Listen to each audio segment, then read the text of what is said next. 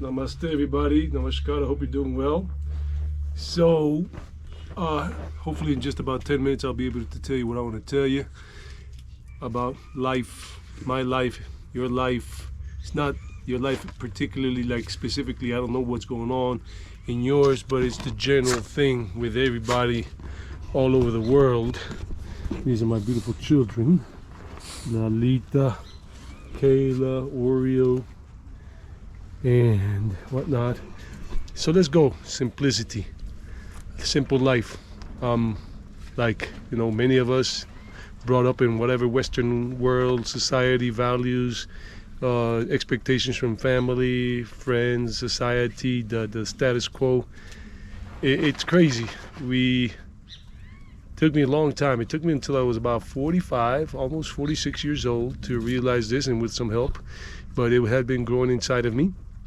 So what happened? I'm in high school and I'm in my senior year. I didn't really know what I wanted to study. I didn't really plan to go to university and all of that because I didn't see it for me, even though I had wanted to, but then I didn't apply for college, and that was kind of like crazy for some people. So it took me a long time, and I hope it doesn't take some of you that long, and some of you probably are already 50 something. You can still realize this whenever it comes to you. You have that realization, that self-realization. So I wanted to join the U.S. Marine Corps. I was going to become a soldier, serve, as they say, God and country. And told my parents. They didn't like that idea. I was in New York City, graduating from high school in 1991. And they got one of our family friends that had a lot of influence in me, a woman that was like an auntie. And she sat down with me 2 nights before I was going to enlist and whatnot. And I had no idea what I really wanted to do in life, but I thought that was a way of being successful and serving and being appreciated by people, by the society, by Americans, whatever Americans I'm talking about. We're all Americans in terms of the ones born in the Americas, in all these countries in the 2 continents or 3 continents of North, Central, and South America. So I didn't go. I didn't go to I didn't go to the military. I went to a sabbatical year. And then I had applied for college. I got accepted by one. I went there. I had no idea what I wanted to study. I was undeclared for the 2 years I was there. But I was just trying to feel my way through life. I was having fun, partying and everything. And, getting to see some things. But, I was wasting my time because I wasn't really doing any introspection at that time. I had little questions, but I didn't really know. But I knew one thing. I wanted to come and live in Colombia ever since the age of 14. For some reason, I felt so connected to Envigado and Medellin when I came here on vacation. Now, mind you, I'm American, or Colombian American, born and raised in the U.S. This is stuff that I'm talking to you on Saturdays from now on, whenever I do on a Saturday, not every Saturday. Anything that is, spiritual. Hey, sweetheart, that's Venus. And I'm going to try to talk slower because I did get that brought to my attention that I'm speaking too quickly, so this might be longer than 10 minutes because we're going on 4 minutes now. I wanted to keep it under 10 minutes, but okay, can't comply all the time if I'm going to speak more slowly. So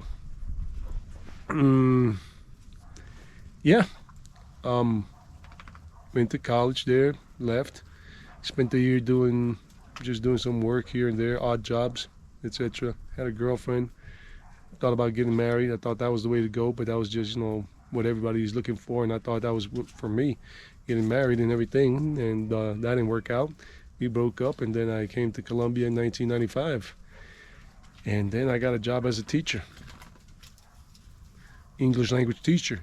I've been a teacher for a total of 26 years, not continuously, because that was in 1996 when I got the job at the beginning of the year, January, at a place called the Meyer Institute here in Colombia, in Medellin. It was a big thing back in those days. They had a lot of sites all over the country. Now it's just, kind of like dead. Well, you know, empires rise, empires fall. Companies rise, companies fall. People's success rises, and people's success fall. And so, yeah, this is 2025, and you're watching this in the month of September. And I didn't know what I wanted. I was working as a teacher. I was still going to what family expected of me, society. Or Brownie here jumping up on my lap because she wants to be part of the video. No editing. This is all raw. Eddie Raw, not Eddie Murphy Raw, but Eddie Raw. And this is Brownie. She's a girl. She's 2.5 years old. And I love dogs. They're my biggest connection in terms of beings in this world. I connect way better with dogs than with people, because dogs are not expecting you to comply with what they want you to be in terms of rich, poor, like have more money, have a bigger car, have a better job, live in a better place, have better clothing, have a better haircut, be clean shaven. No, they love you for who you are, and they're always happy to see you when you come home.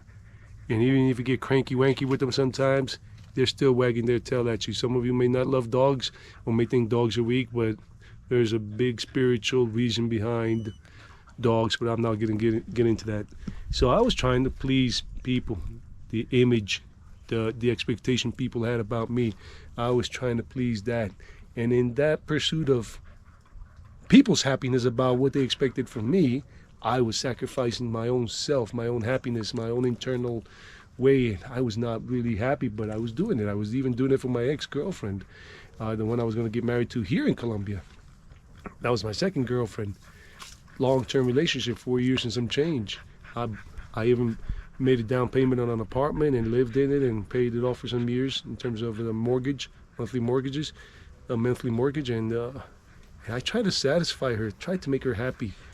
I really did. I did things she wanted me to do, even studied, went into a university here in Colombia, because she wanted me to study something different from what I wanted to study. But I did it to please her. And don't please people. Don't try to please anybody. You will never be happy, because you're not really making yourself happy. You're trying to make those people happy, and they're not really going to be happy, because then they're going to ask more from you.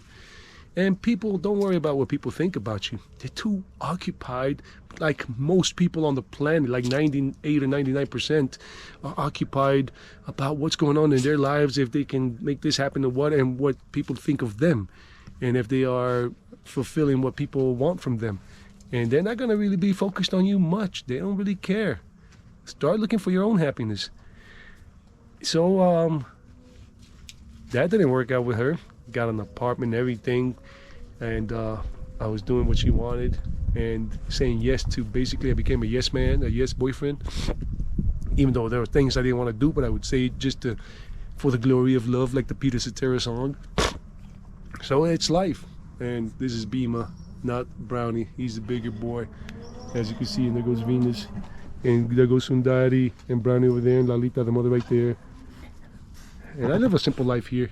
Even my dwelling, where I live, the little house that I live up there, little kind of like a shack, but it's made of concrete all the way through, and adobe and whatever. Hey, Venus. Is very simple and kind of rudimentary and rustic and whatever, and some things are missing. But that's life now. I'm not here to, and I was still worrying about things like that until I was 45. I didn't know what I wanted. I went back to the United States to live there for 2 more years, trying to chase the American dream, to be successful. That didn't work out. I was just being successful at being a slave and not a free man, working like crazy to have a vehicle that I got because I thought it would make my status better. I got a Jeep Liberty secondhand, and I was making a monthly payment on that, and I was still buying some good clothing, expensive clothing, just so I could please people with my appearance. Don't. The answer to all your happiness, search of happiness, is within you. It's not outside of you. It is within you. I know it sounds funny, strange, crazy, weird for some of you, or maybe a lot of you that are watching this, or maybe a few of you just that are watching this, because this doesn't really resonate with a lot of people, at least not around the world in general, even though some channels have a large following. But I'm not here to compete with anybody, not anymore. Now about the relocation tour services I offer, or the walking tour services, or the video consultation calls for people who are looking to come to live to Medellin or Rio Negro or these areas. I'm just here to help, but I'm happy. I'm in a happy place now. I've been in a happy place in general for since I was 45, almost 46. But I have had challenges. Doesn't mean you're not going to have challenges.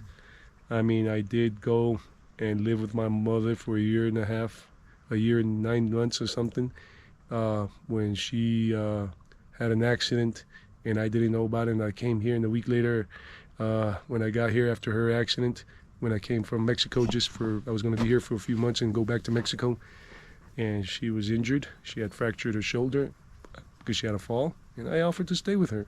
But I didn't do it to seek approval or to seek appreciation from the family or from her. It's because I loved her. I was already free to say yes or no, and she didn't ask. I offered. She said, please, thank you. And I did. And it was not easy. I had to work a lot. When I was working less, I didn't want to work that much anymore because I was not going to get married. I didn't have anybody to take care of or be responsible for, but I offered to help my mother out, and I started working more online, more hours, many more hours. I was working 10 hours a day. Well, now we're into 11 minutes and something, so this has gone beyond the 10-minute marker. What can I say? I'm speaking slower. And I love my mother. She's gone. She passed away. Most of you know that, or some of you, or maybe none of you. It doesn't matter who knows and doesn't know. But you're finding out now in case you didn't. And my mom, yeah, I love her. And I thank her for what she did for my brother and I. You're never indebted, like you're never a slave to your parents just because your parents had you. They're just a medium for us to get to this world, to get these bodies, and to live these experiences in this material manifestation, this cosmic creation.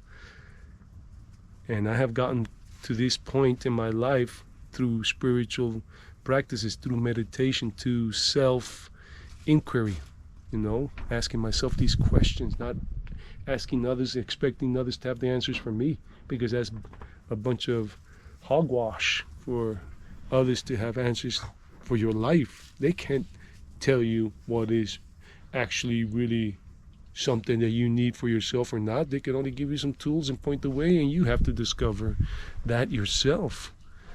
And if you do, you'll be in a better place, because the answers are within, like I told you. I remember an Indian personality from South India, a guru, because that's what people called him, but he didn't call himself a guru, Sri Ramana Maharishi. And he was silent most of the time. He didn't talk to people. He was not interested in giving lectures and speeches because it was a waste of time, because people listen, but people don't truly listen. They only hear what they want to hear, and they're not really listening with their soul, with their essence. And he just said, sit in my company, in my silence, and meditate and do self-inquiry. And if you can connect with my energy, then, it'll maybe facilitate more peace for you. But the answers are within yourself. You don't need me to give you the answers, because I can't. I can only tell you they lie within yourself. So I came back to Colombia. I joined the Hare Krishnas because I was still lost back when I was 40 years old, the Hare Krishna community. And I thought that was the salvation. I thought they were the path, the answer to happiness, to eternal bliss, to deep satisfaction. But like the Mick Jagger song, I can't get no satisfaction. Well, that's the Rolling Stones.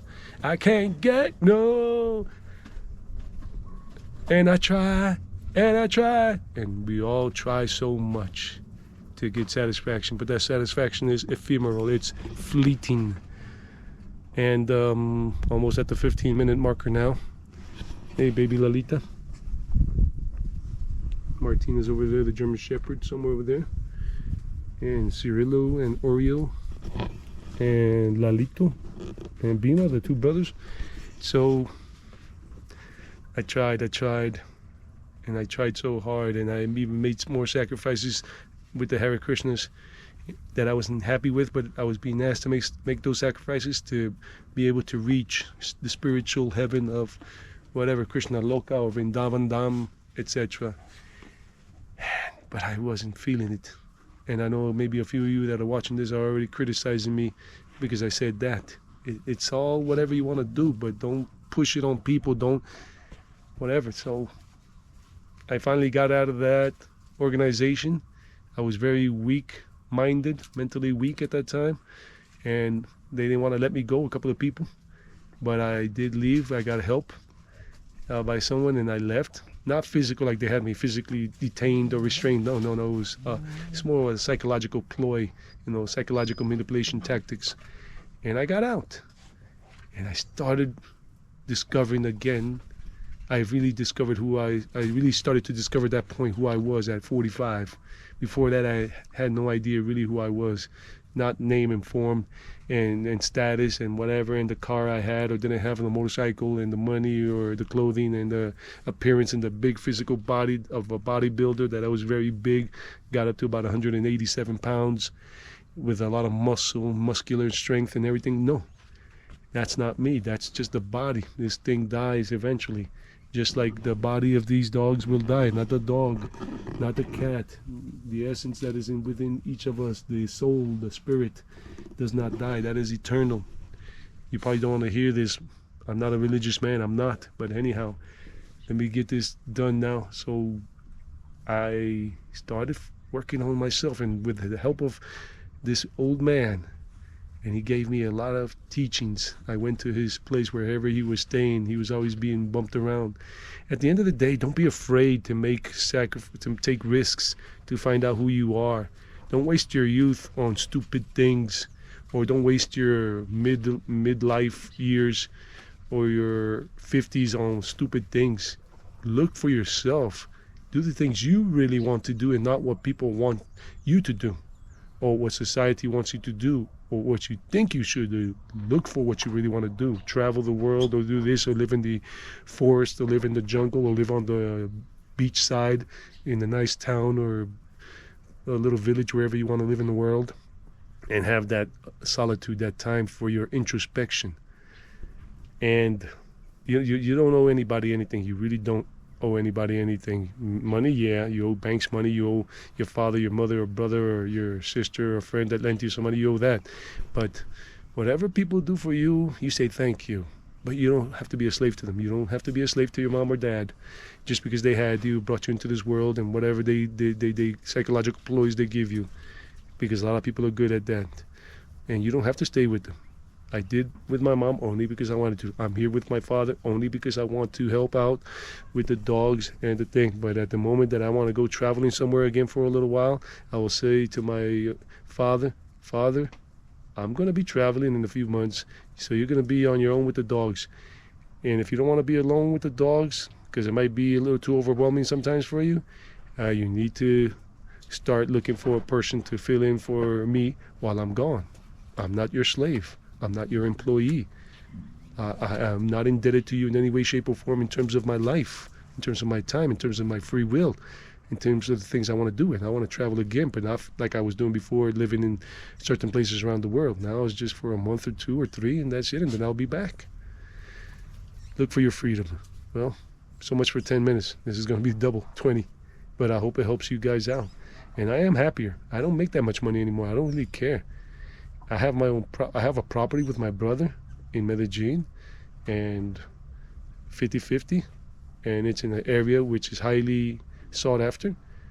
And yeah, but I'm not banking on that. It doesn't really bother me. And in terms of income, I'm still teaching English, but only the classes I want to. Very little now, and when the property, gets rented out, I'll be making more money. 50% of that income, and we got to put away some money anyhow for any repairs or anything that happens to the home that is under a rental contract with somebody through an agency. Never rent out on your own. Through an agency to avoid a lot of headaches. And just look for your happiness. The happiness is within you. breathing. Be here and now. Don't live for the future, and don't worry about the past. The past is gone and the future will never come. Tomorrow will never come the way you want it to come. No matter how hard you try, it will never come. It doesn't exist. All we have is here and now, the eternal present, until we check out of this body. I love you all. Until next time. I do love you all, and of course, it's not about money. Of course, we need money to buy food to eat, but in some places around the world, you can live off the goodness, the generosity of people, but that doesn't happen everywhere. But don't go making mistakes of like no money at all. We do need money. This is a video game. This is the best virtual reality there is in existence. And like any video game that you play where you're doing an RPG, you need some kind of items to barter, to do trading with, because if you don't have something that they need, they're not going to give you what you need unless you do something stupid. That's not going to that anyhow. And the things that I got before, a big truck and everything, I had a very nice apartment, I had such good stuff, that never gave me any satisfaction, any deep satisfaction. It was only ephemeral. It was only a fleeting moment of happiness. And these are always eternal happiness. These guys, that love they give you, and it is it's unfiltered love. It's raw love from them. Cats do the same in a different way. And always adding more, love yourself above all, because you are that. Don't give more love to your wife or to your husband and to your children than you give to yourself, because then you're never truly loving yourself. Then how can you truly love anyone else, anybody else? Love thyself. You are part of that. We are all part of that. And when you love yourself and you love that, you love all. But if you do it the wrong way and always expecting people to love you because you do things for them and whatever, expectation creates so much disillusion, so much disappointment, so much sadness and depression, because we expect and we don't receive what we're expecting. Get rid of expectation. That's my last and final thought. Just expect yourself to do what you want to do for your life, for you, no matter what anybody else thinks. And you know what else? I don't know how much time I have left in this world. Neither do you, neither does anybody. We don't have one more second guaranteed of life. But I'm living the life I want now, the life I'm enjoying. I love myself. I love the dogs. I love life. I love all. There are a lot of people that I don't like, but I love all. And tomorrow I may be gone. By the time you see this, I may be gone. Or you may be gone and you might not even see this. Enjoy the now, the here and now.